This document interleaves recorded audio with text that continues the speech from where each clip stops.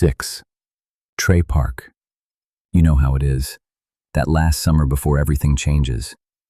Before life pulls you apart, sends you scattering.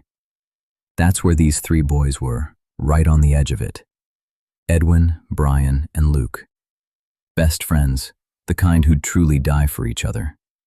Which, I suppose, is a funny thing to say given, well, you'll see. It all started because Brian, he took a wrong turn. Missed his exit. You know how it goes. Distracted, he said, by... well, never mind that. Point is, he was trying to backtrack, and he found it. This place.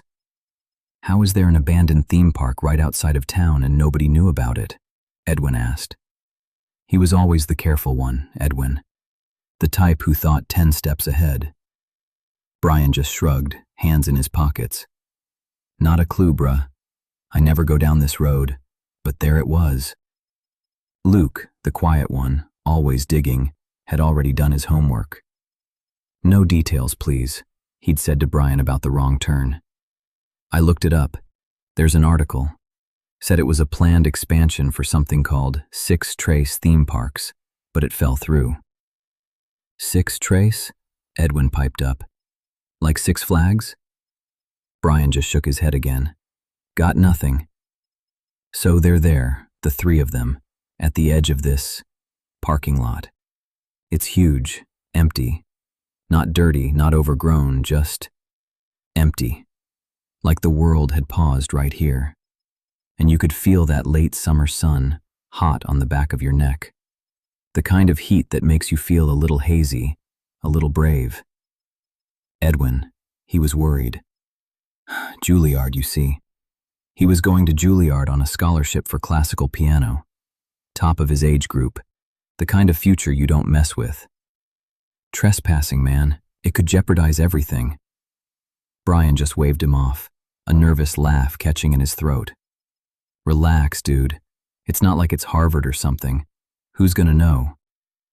But they were best friends, and you don't leave your best friends. They got out of the car. The fence was wrought iron, tall and imposing, the kind you'd expect around a place like this.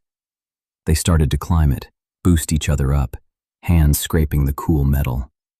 But then, right there in front of them, as if it had simply waited for them to try, the main gate just swung open. No lock, no chain, just open. It felt inviting, too inviting. Inside, the main entrance plaza was still. Shops, brightly colored but faded now, lined the path. Further in, they could see the skeletal shapes of rides against the bruised sky. A Ferris wheel, a roller coaster, silent sentinels. The air was thick, still, not a whisper of wind. It was dark, too, the sun barely touching the main grounds.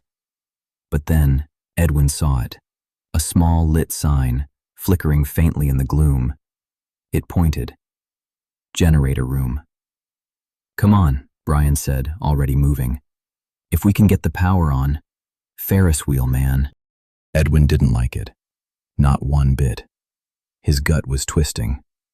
But Brian was already headed for the sign, and Luke, ever loyal, was right behind him. So Edwin followed. He always did. They went down a narrow, dusty hall, the air growing colder, heavier. The hum of old machinery seemed to whisper from the concrete. They found a door, unmarked, pushing it open. And then, stairs. Down, down into the dark. When they finally pushed through another door at the bottom, they expected a generator, a big, rumbling machine. Instead, they found themselves in a security room. Rows of monitors, old CRT screens, flickered with static and ghostly images of the park. Their park. And then, one of them cleared, just for a second, and they saw themselves, standing right there, on camera. Panic. A cold jolt, worse than any jump scare. They turned to run, but a figure was already there, blocking the door. He was average height, dressed in plain, dark clothes, but there was a presence to him.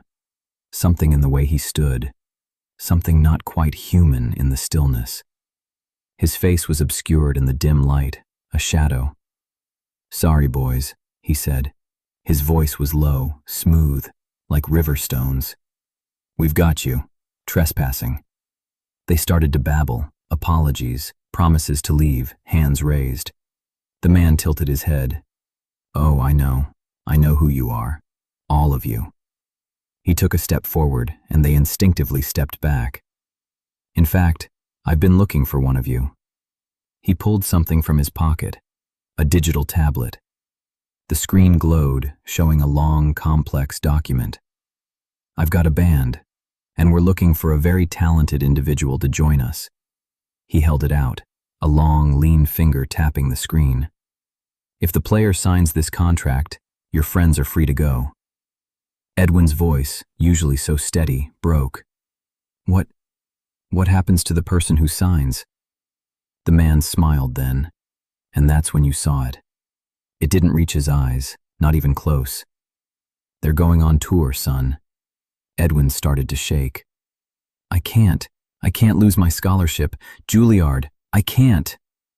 The man chuckled, a dry, raspy sound. "No, son, I'm not looking for you." He turned his head, a slow, deliberate movement. His gaze settled on Luke. "I need a fiddle player." A silence fell. Brian and Edwin looked at each other, then at Luke. They hadn't really paid much attention to Luke's fiddle playing. A hobby, they'd thought. Something he did on the farm. But Luke, he was good.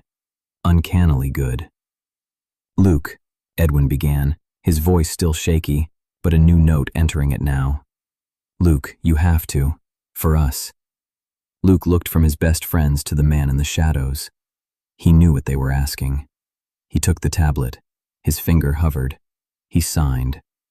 The man nodded, a brief, sharp motion. "Excellent." Luke watched on the security monitor as Edwin and Brian, pale and shaken, were escorted out of the park. Safely. He saw them disappear into the night. The man turned back to Luke. "Time to go." Where are we going?" Luke asked, his voice barely a whisper. The man didn't answer. He just gestured, with that same unsettling stillness, to another set of stairs, leading down, further down into the dark.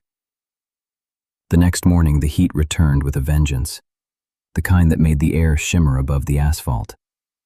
The police arrived at that empty, sun-baked lot, drawn by the vultures circling lazily overhead. There was no theme park, not a trace, just a couple of dead teenagers, overdosed on fentanyl. And Luke? Nobody ever found Luke.